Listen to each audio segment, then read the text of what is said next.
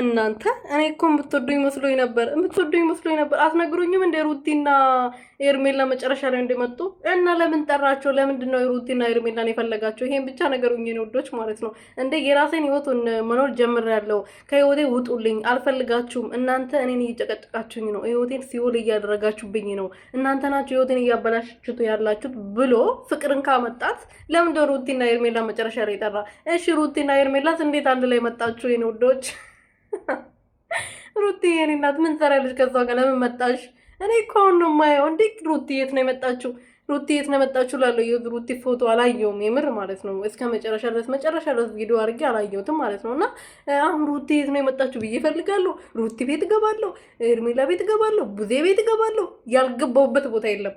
እና መጨረሻው ቪዲዮ ሳይሆን ለካ እዛው ነው የመጣችው። ጉድ እኮ ነው የኔ ልዕልተኛ። እኔ እኮ ዛሬ ለምዶ ሩቲ የቀረችው ሩቲ ሳላየት ላድር ነው እያልኩ እኮ ድብር ብሎኝ፣ ግን ድምጿን አልሰማውም።